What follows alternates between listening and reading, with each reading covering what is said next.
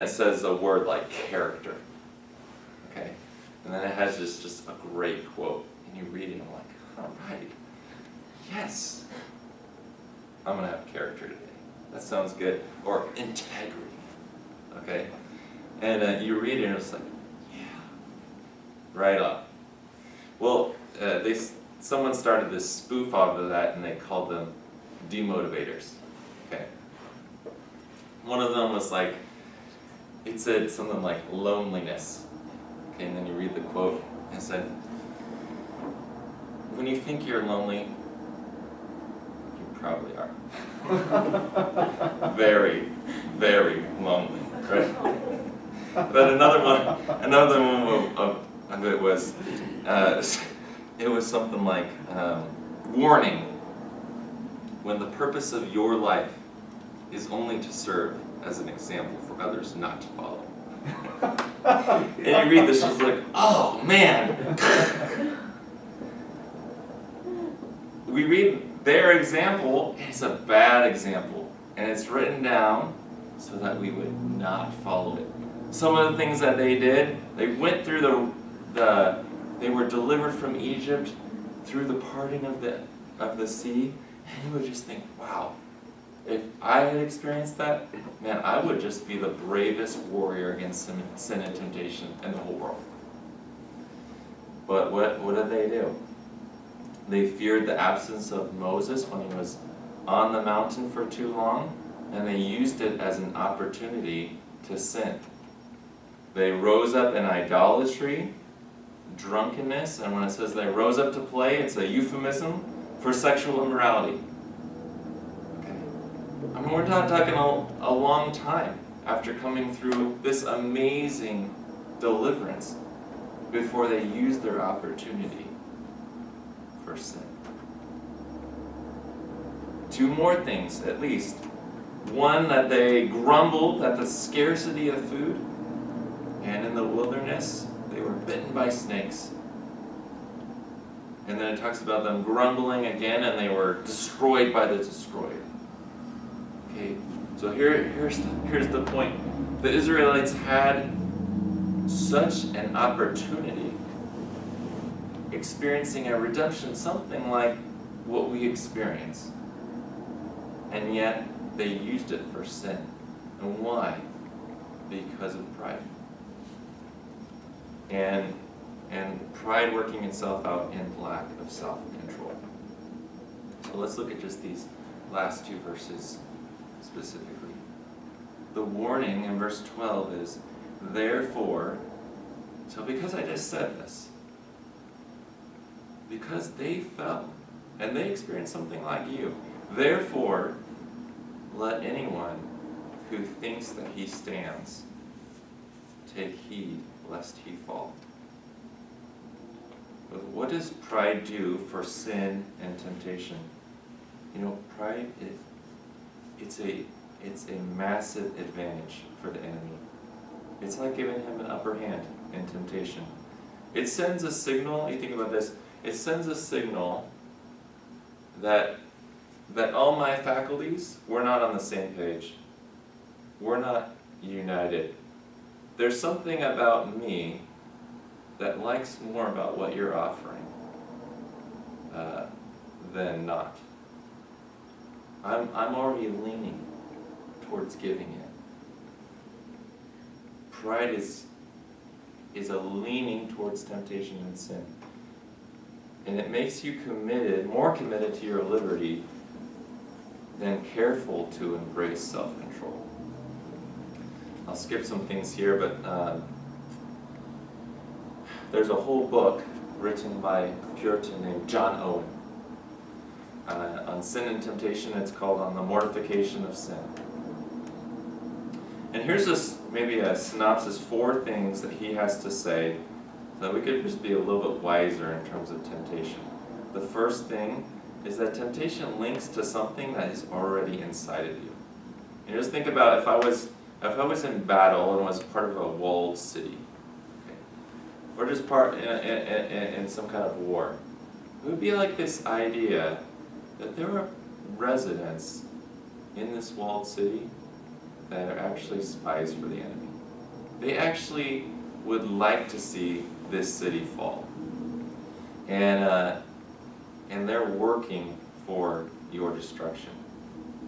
So there's already something that has a connection to what's outside the walls more than a commitment towards the city itself. It works its way out in things like when James talks about that each one is carried away by his own desire. This is from the inside out. Romans chapter 7 talks about sin that dwells within me. And when Jesus was talking about his disciples and that conflict about the washing of hands, he says, "For from within, out of the heart of man, does all this type of sin come from." Number 2 is that it presents something to which you're genuinely attracted, either by tragically making you attracted to the wrong things, or by deceiving you and not keeping its promises. So temptation either works to make you attracted to the wrong things, or by deceiving you and then lying to you in the process. It doesn't keep its promises. Number 3, it appeals to the needs of human sustenance. Right?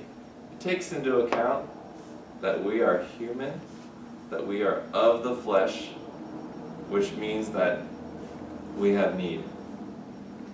And it appeals to it. So Jesus says the spirit is willing, but the flesh is weak. And his disciples fell asleep. Number 4, it follows a brilliantly wicked strategy. Every time, James just maps it out. He says that each person is lured and enticed by his desire, and then desire, when it's conceived, it gives birth to sin and death. And so the warning is, you gotta watch out. The person that thinks that he stands is liable to fall. You maybe just think about sometimes when you think that you're not in a state of motion, but you actually are. The thing that I just thought about was, like the roller coaster. Okay, you're going up at the start, and then you get to the top, and you hear the release, the pressure, and for a second, it just feels like, hey, I'm gonna get going. It just feels like you're there, but you're in motion. Pride convinces you that you're standing when you aren't. And when it comes to a roller coaster, it's just you're not stand still. You're falling slowly before you come to a crashing, escalating speed. The Bible talks a lot about our walk, but it also talks about how we stand. Okay, and I'll just give you just 2 illustrations. We're close to time. There's 2 times when I can remember someone telling me how to stand. Okay, probably more, but for the sake of illustration, I remember this basketball coach. He says, "Look, when you're in defensive position, you stand like this."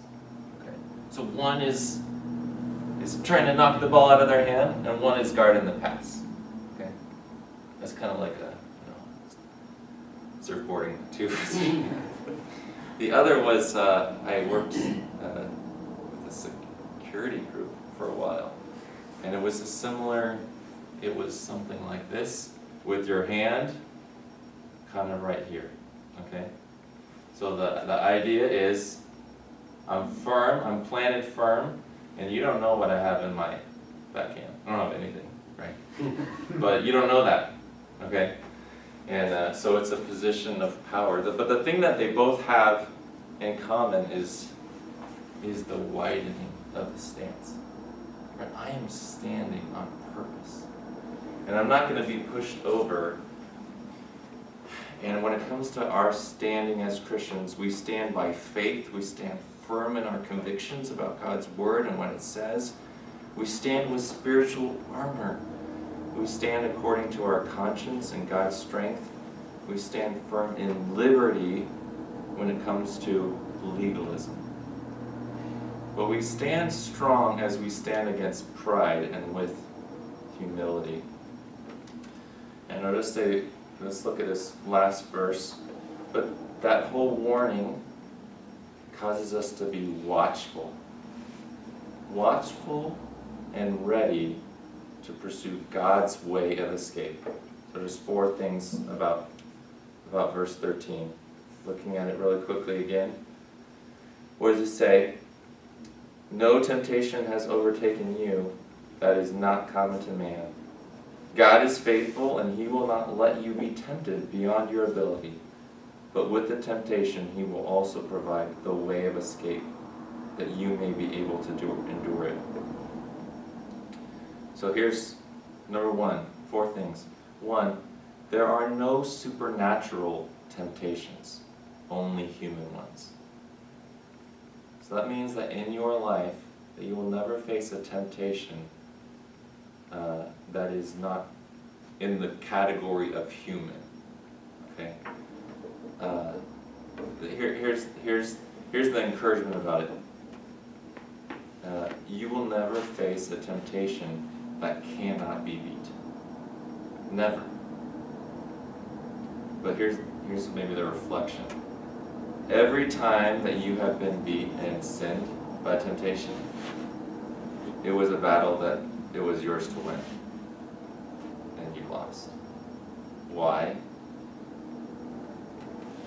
That anyone who thinks that he stands, take heed lest he fall.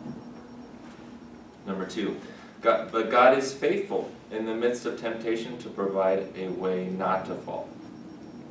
He will not let you be tempted by your ability. Some people say that, they say, God is only going to give us what we can handle. Okay? It's not quite that way. That, God is just going to only give you what you can handle. They take it a long way. So, you're really hungry, trying to stay on a diet, and you drive past the word. I'll just call it McDonald's because it just came to mind. But it's not, I drove past it. God wouldn't have let me drive past it unless He wanted me to just buy the Super Big Mac. I forget what they're calling that. The Grand Mac. Okay. It's not exactly like that. He doesn't take away the temptation, but He does provide a way to endure it. The escape route is through the temptation, not around it. Okay? We can say this. What does the escape route entail? We'd have to look at all the Bible, but here's just a summary. Heed warnings. So take heed lest you fall. 2nd, in humility, understand your own sinful flesh and make no provision for it. Value examples, both good and bad. Another, believe that God and His ways are better than the lies of human temptation. Next, just choose to pursue God's will and ways.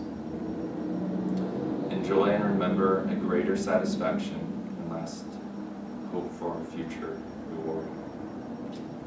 Let's pray.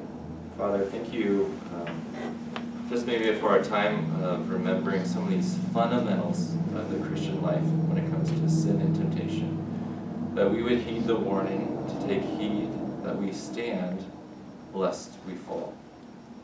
But we thank You that You are faithful in our temptation, that You are committed to see us through it, to cause us to endure it. Pray that You would make us committed to Your escape route, which is not just a deliverance, take this away from me, but a commitment to do what You've asked us to do and trust in You. Pray to give us a heart of humility today and a purpose to put off